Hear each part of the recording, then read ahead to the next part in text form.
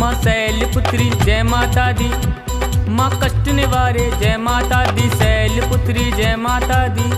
माँ शैलपुत्री की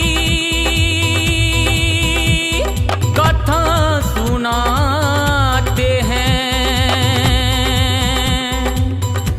माँ की महिमा की गाथा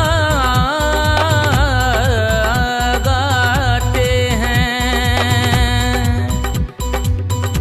माँ कष्ट निवारणी माँ शैलपुत्री माँ की महिमा गाते हैं, हम कथा सुनाते हैं माँ शैलपुत्री की। जय माता की। माँ भगवती के 9 स्वरूपों में से प्रथम स्वरूप पर्वतराज हिमालय के घर जन्मी पुत्री, जिनका नाम शैलपुत्री है। नवरात्रि के प्रथम दिन इनका पूजन किया जाता है, इनकी उपासना की जाती है।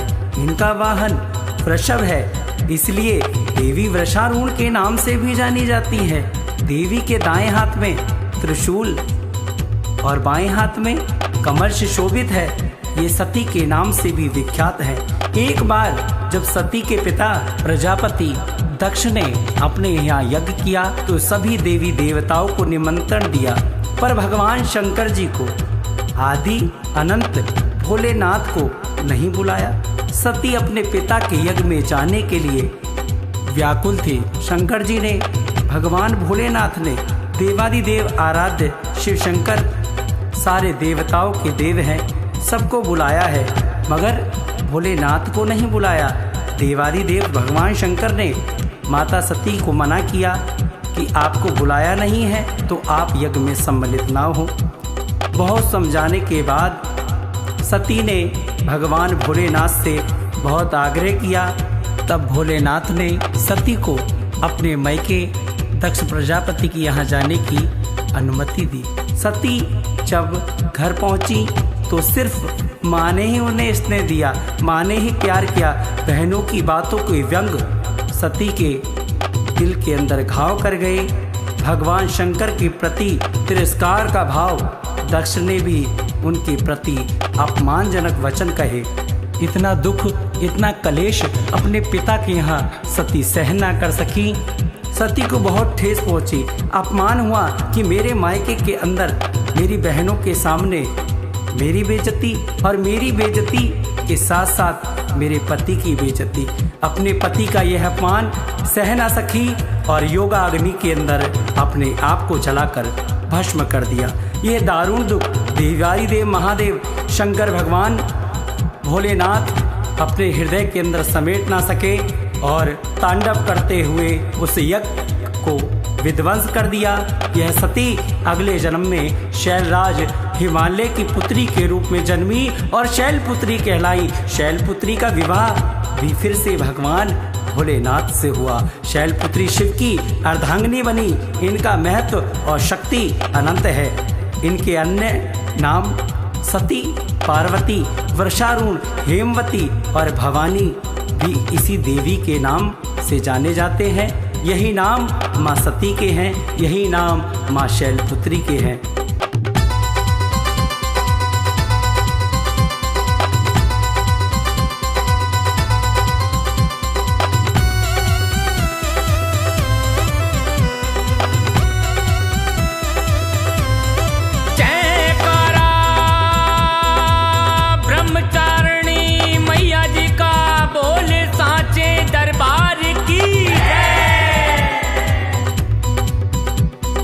जय माता दी, जय माता दी, जय माता दी, जय माता दी, जय माता दी। जय ब्रह्मचारिणी जय माता दी, हो जय माता दी।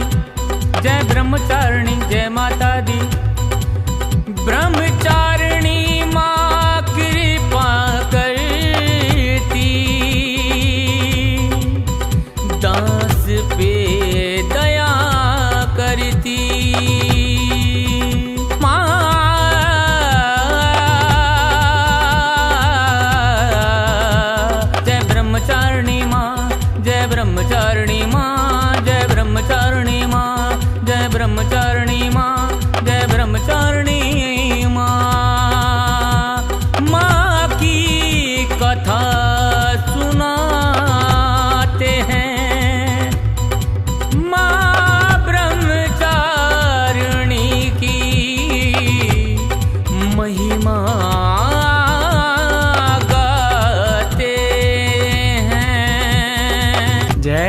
माता की। नवरात्रि का दूसरा दिन शक्ति का दूसरा स्वरूप माँ ब्रह्मचारिणी को समर्पित है, जिनका पूजन, जिनका वंदन, जिनकी आराधना हम दूसरे नवरात्रि पर करते हैं। ब्रह्मचारिणी की पूजा अर्चना की जाती है। उनका साधक इस दिन अपने मन को माँ के चरणों में लगाता है। ब्रह्म का अर्थ है तपस्या और चरणी यानी आचरण करने वाली। इस प्रकार ब्रह्मचारिणी का अर्थ हुआ तप का आचरण करने वाली। भगवान शंकर को पति रूप में प्राप्त करने के लिए घोर तपस्या की थी। इस कठिन तपस्या के कारण इस देवी को तपशरणी अर्थात ब्रह्मचारिणी से अभिजीत किया। माँ ब्रह्मचारिणी देवी की कृपा से सर्व सिद्धि प्राप्त होती है। दुर्गा पूजा के दूसरे दिन देवी की इसी स्वरूप की उपासना की जाती है। इस देवी की कथा का सार यह है कि जीवन के कठिन संघर्षों में भी मन विचलित नहीं होना चाहिए। पूर्व जन्म में इस देवी ने हिमालय के घर पुत्री रूप में जन्म लिया और नारद जी के उपदेशों से भगवान भोलेनाथ शंकर को पति रूप में प्राप्त करने के लिए घोर तपस्या की। इस कठिन तपस्या के कारण इन्हें तपशरणी अर्थात ब्रह्मचारिणी के नाम से अभिजीत किया गया।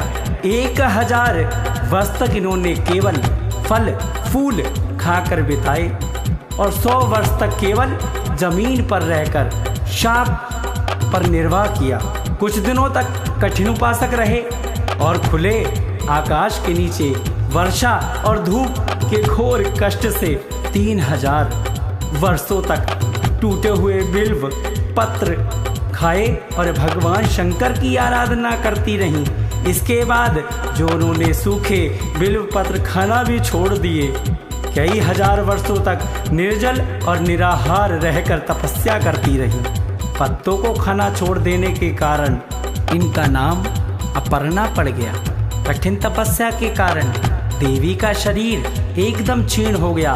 देवता, ऋषि, सिद्धगण, मुनिजन सभी ने ब्रह्मचारिणी की तपस्या को अभिभूतपूर्व पुण्यकृत बताया, सराहना की और कहा, हे देवी, आज तक किसी ने इस तरह की कठोर तपस्या नहीं की। ये तुम्ही से ही संभव थी। तुम्हारी मनोकामना परिपूर्ण होगी। भगवान चंद्रमौली शिवजी तुम्हें पति रूप में प्राप्त होंगे। अब तपस्या छोड़कर घर लौट जाओ। जल्दी ही तुम्हारे पिता तुम्हें बुलाने आ रहे हैं।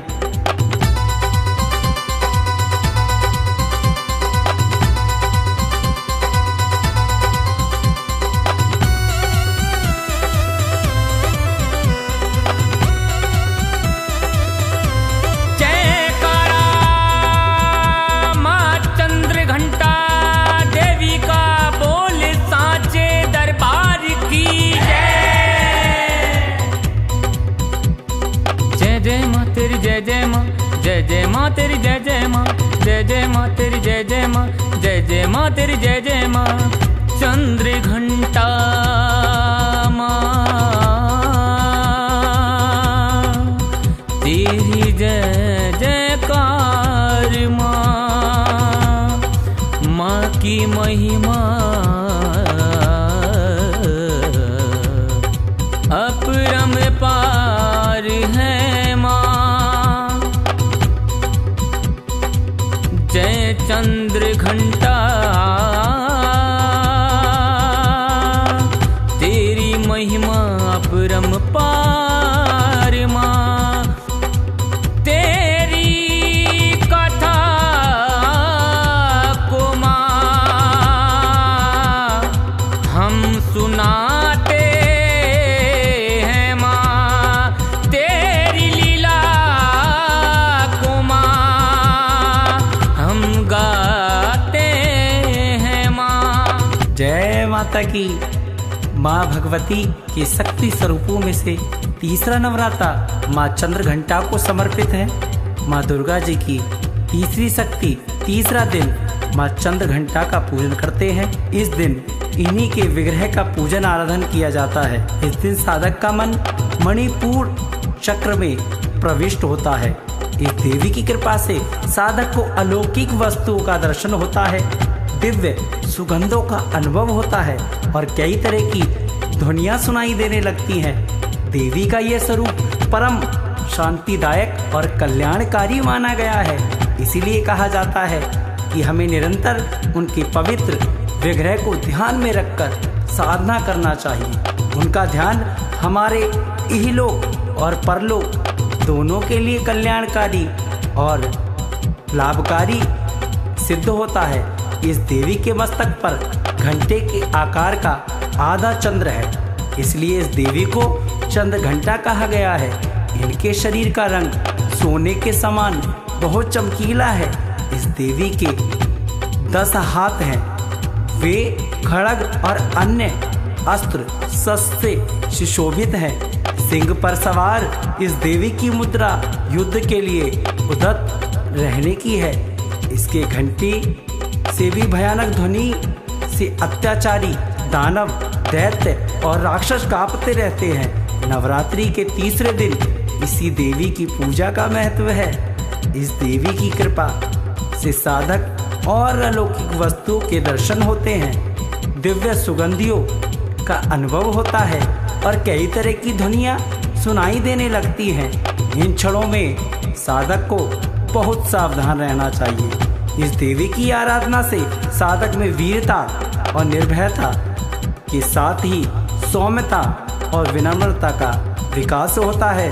इसलिए हमें चाहिए कि मन, वचन और कर्म के साथ काया को विहित विधि विधान के अनुसार परिशुद्ध पवित्र करके चंद्र घंटा को शरणागत होकर उनकी उपासना आराधना करनी चाहिए। इससे सारे कष्टों से मुक्त होकर सहज ही परम पद के अधिकारी बन सकते हैं। यह देवी कल्याणकारी है।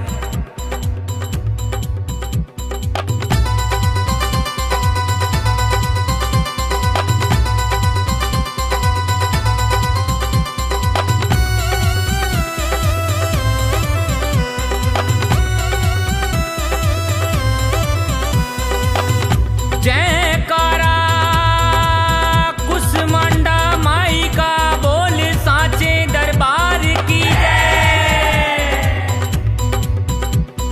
जय। जय माँ कुसमांडा, जय माँ कुसमांडा, जय माँ कुसमांडा, जय माँ कुसमांडा, जय माँ कुसमांडा,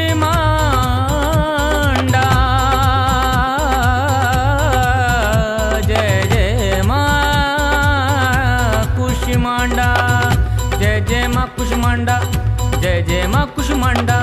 माँ की महिमा हम सुनाएं, माँ की महिमा, माँ की महिमा हम सुनाएं, माँ की महिमा, माँ की महिमा हम सुनाएं, माँ की गाथा हम गाएं। जय माँ कुसमांडा, जय माँ कुसमांडा, जय माँ,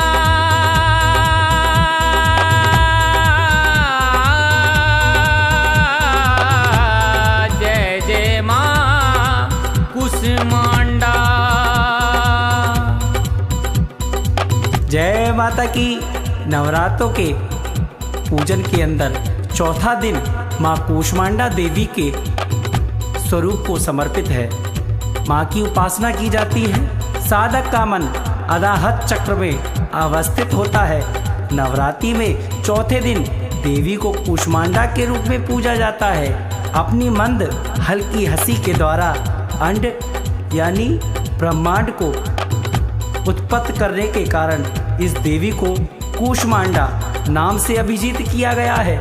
जब सृष्टि नहीं थी, चारों तरफ अंधकार ही अंधकार था, तब इसी देवी ने अपने इशात हाथ से ब्रह्मांड की रचना की थी। इसीलिए इसे सृष्टि की आदि स्वरूपा या आदि शक्ति कहा गया है। इस देवी की 8 भुजाएं हैं, इसलिए अष्टभुजा कहलाई। इनके 7 हाथों में क्रमांश, कमंडल, धनुष, बाण, कमल पुष्प, अमृतपूर्ण, कलश, चक्र तथा गदा। 8वें हाथ में सभी सिद्धियों और निधियों को देने वाली जपमाला। इस देवी का वाहन सिंह है और इन्हें कुम्हेड़े की बलि प्रिय है। संस्कृत में कुम्हेड़े को कुष्मांडा कहते हैं, इसलिए इस देवी को कुष्मांडा नाम से जाना जाता है। इस देवी का वास सूर्यमंडल के भीतर लोक में है। सूर्यलोक में रहने की शक्ति क्षमता केवल इन्हीं में है, इसलिए इनके शरीर की कांति और प्रभा सूर्य की भांति ही है। इनके तेज से 10 दिशाएं आलोकित हैं। ब्रह्मांड की सभी वस्तुओं और प्राणियों में इन्हीं का तेज व्याप्त है। अचल और पवित्र मन से नवरात्रि के चौथे दिन इस देवी की पूजा आराधना करनी चाहिए। इससे भक्तों के रोगों और शोकों का नाश होता है तथा उसे आयु, यश और बल, आरोग्य प्राप्त होता है। यह देवी अयप्त सेवा और भक्ति से ही प्रसन्न होकर आशीर्वाद देती हैं। सच्चे मन से पूजा करने वाले को सुगमता से परम पद की प्राप्ति होती है। विधि विधान से पूजा करने पर भक्त को कम समय में ही कृपा का सूक्ष्म भाव अनुभव होने लगता है। यह देवी आदियों व्याधियों से मुक्ति करती हैं और उसे सुख समृद्धि और उन्नति प्रदान करती हैं। अतः देवी की उपासना में भक्तों को सदैव तत्पर रहना चाहिए।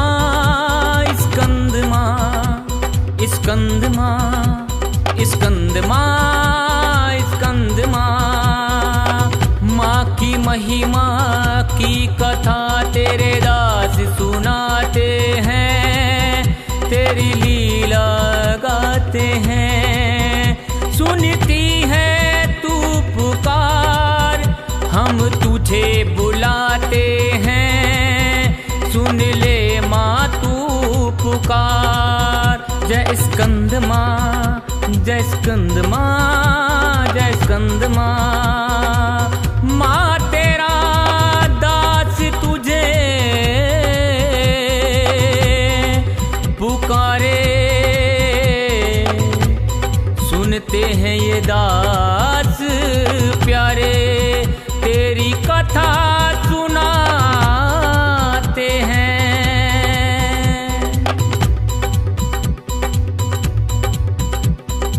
जय माता दी। नवरात्रि का 5वां दिन स्कंद माता को समर्पित है। माँ की उपासना की जाती है। मोक्ष के द्वार खोलने वाली माता परम सुखदाई है। माँ अपने भक्तों की समस्त इच्छाओं की पूर्ति करती है। इस देवी की 4 भुजाएं हैं।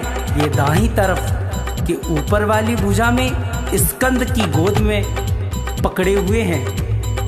नीचे वाली भुजा में कमल का पुष्प, बाईं तरफ ऊपर वाली भुजा में वरद मुद्रा में है और नीचे वाली भुजा में कमल पुष्प है।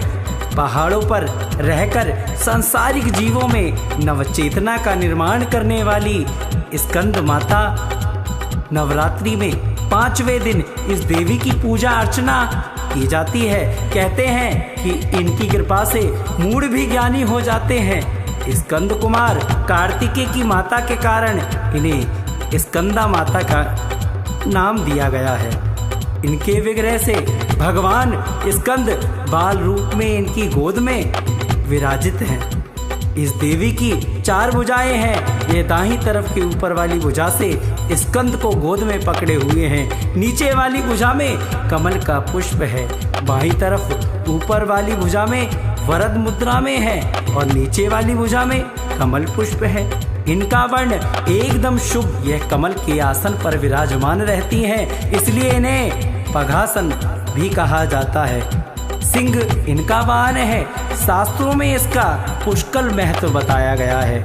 इनकी उपासना से भक्त की सारी इच्छाएं, सारी मनोकामनाएं पूरी हो जाती हैं। भक्त को मोक्ष की प्राप्ति होती है। सूर्यमंडल की आदि अष्टात्री देवी होने के कारण इनका उपासक अलौकिक तेज और कतिमय हो जाता है। अंत मन को एकाग्र रखकर और पवित्र रखकर इस देवी की आराधना करने वाले साधक या भक्त को भवसागर पार करने में कठिनाई नहीं होती। इनकी पूजा से मोक्ष का मार्ग सुलभ हो जाता है। देवी विधानों और सेवकों को पैदा करने वाली शक्ति है, यानी चेतना का निर्णय करने वाली है। कहते हैं कालिदास द्वारा रचित रघुवंशम महाकाव्य और मेघदूत रचनाएं स्कंद माता की कृपा से ही संभव हुई हैं।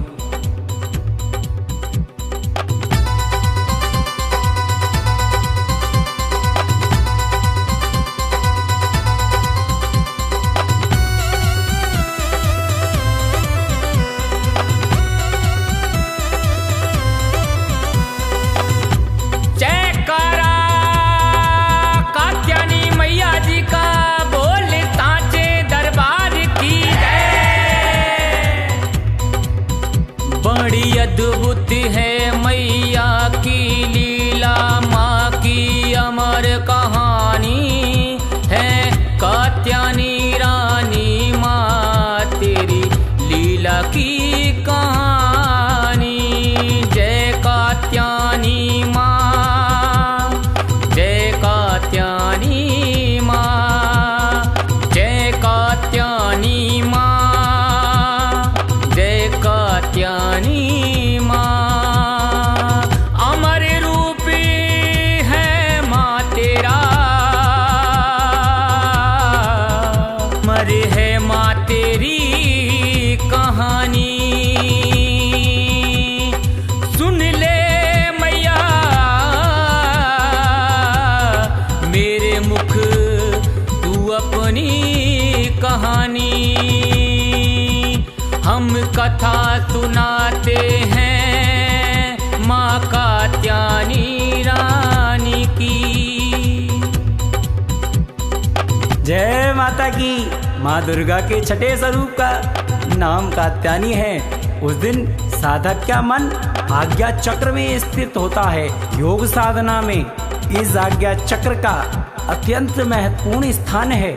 नवरात्रि में छठे दिन माँ कात्यायनी की पूजा की जाती है। मान्यता है इनकी उपासना और आराधना से भक्तों को बड़ी आसानी से अर्थ, धर्म, काम और मोक्ष चारों फलों की प्राप्ति होती है।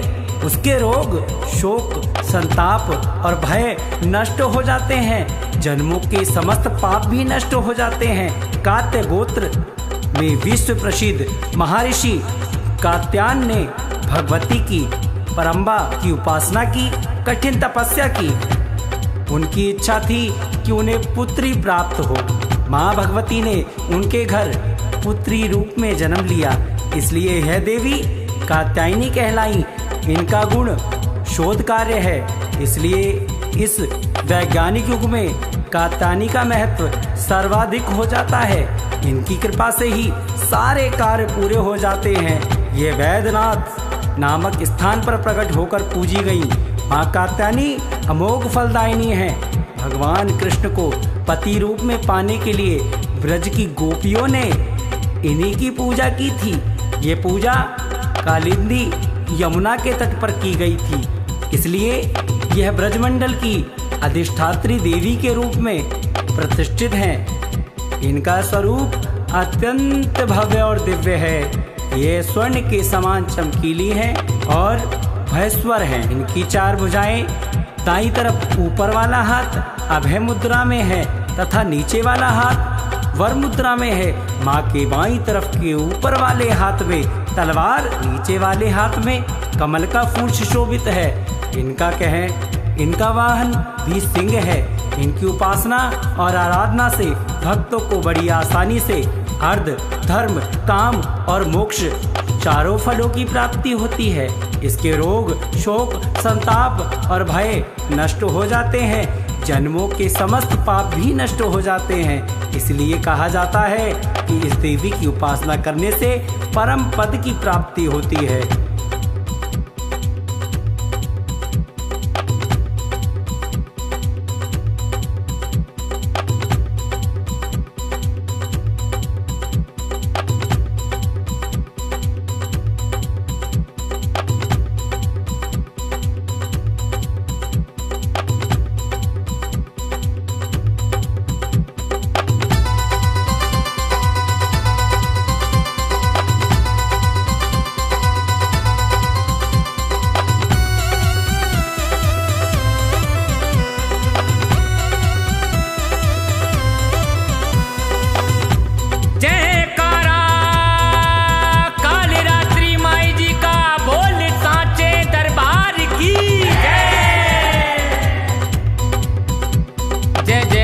रात्रि माँ, जय जय काल रात्रि माँ, जय जय काल रात्रि माँ, जय जय माँ काल रात्रि माँ, जय जय माँ काल रात्रि माँ। माँ की महिमा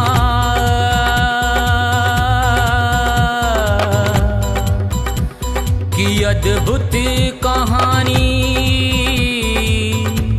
माँ काल रात्रि की। माँ की लीला अद्भुत प्रचंड है, माँ काल रात्रि अखंड है। माँ की महिमा की कहानी सुनो दास संतों की जुबानी।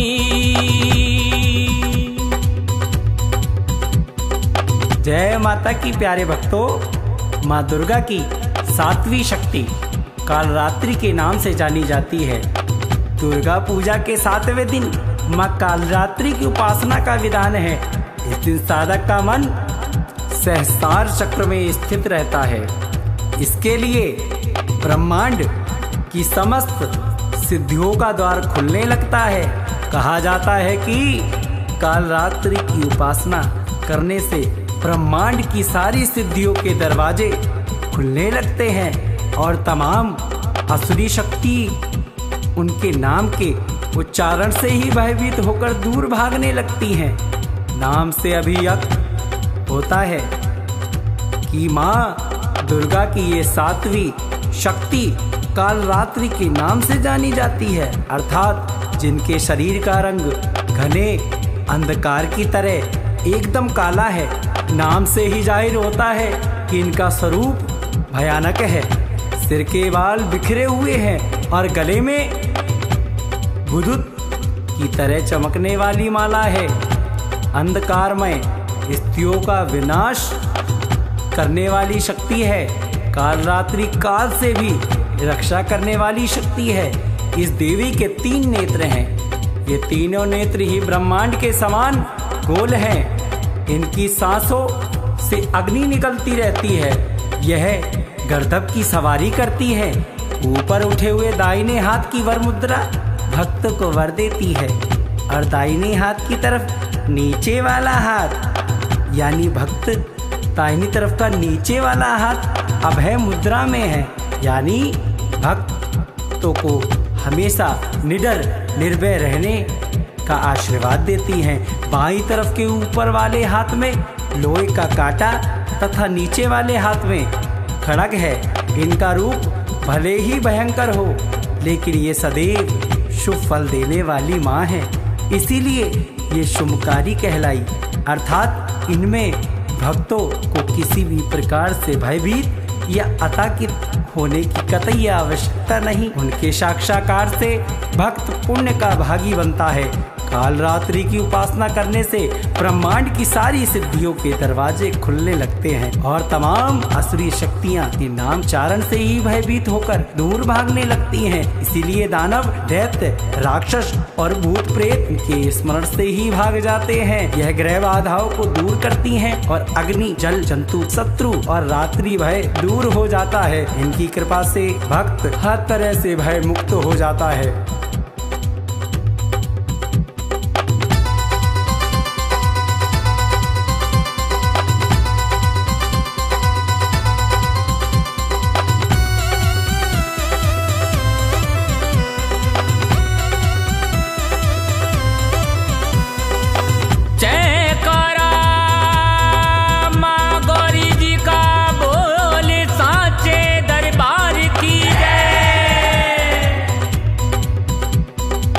गौरी माँ, जय जय महागौरी, जय जय गौरी माँ, जय जय गौरी माँ, जय जय महागौरी, जय महागौरी माँ, गौरी माँ।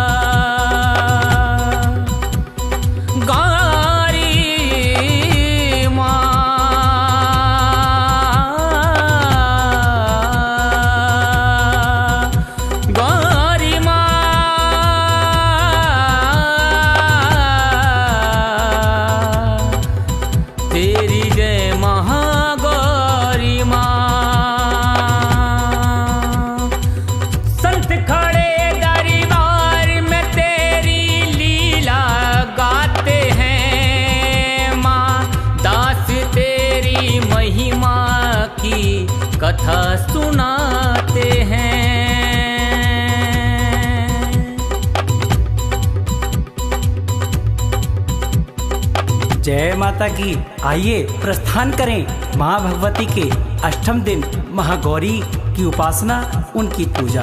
नवरात्रि में 8वें दिन महागौरी शक्ति की पूजा की जाती है।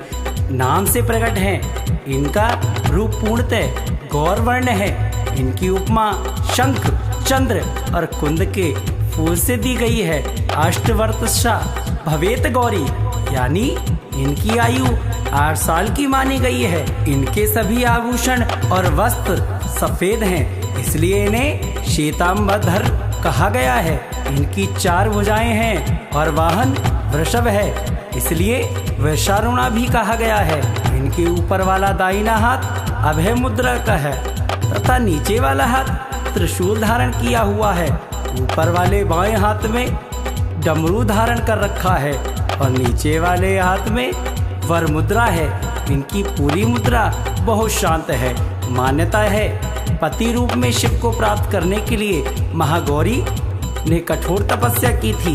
इसी कारण से इनका शरीर काला पड़ गया, लेकिन तपस्या से प्रसन्न होकर भगवान शिव ने इनके शरीर को गंगा के पवित्र जल से धोकर कतिमय बना दिया। उनका रूप और गौर वर्ण हो गया, इसलिए ये महागौरी कहलाई। ये अमोघ फलदायिनी है। इनकी पूजा से भक्तों के अनंत कष्ट नष्ट हो जाते हैं, पूर्व सचित पाप भी नष्ट हो जाते हैं। महागौरी का पूजन, अर्चन, उपासना, आराधना कल्याणकारी है। इनकी कृपा से अलौकिक सिद्धियां भी प्राप्त होती हैं। एक और मान्यता के अनुसार एक भूखा सिंह भोजन की तलाश में वहां पहुंचा, जहां देवी उमा तपस्या कर रही होती हैं। देवी को देखकर भूखा सिंह वहीं विश्राम करने लगा, क्योंकि देवी तपस्या में लीन थी। प्रतीक्षा करने लगा सिंह और माँ भगवती प्रसन्न हुई, क्योंकि माँ ने तपस्या की और सिंह ने भी तपस्या की। माँ भगवती प्रसन्न हुई और सिंह को अपना वाहन बना लिया। जो स्त्री माँ की पूजा भक्ति भाव सहित करती है, उनके सुहाग की रक्षा स्वयं देवी माँ भगवती करती हैं।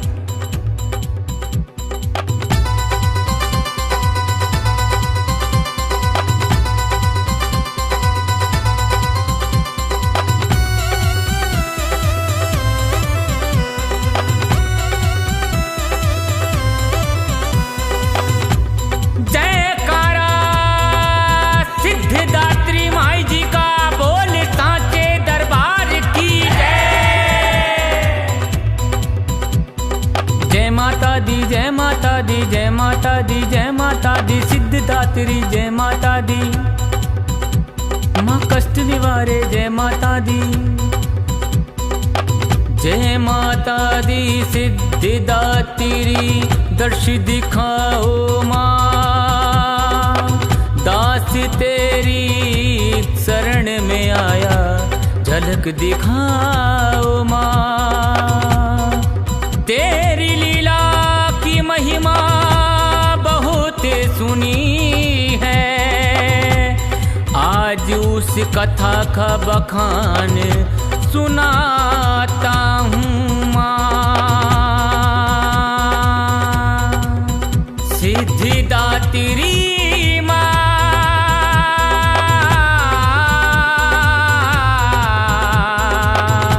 सिद्धिदात्री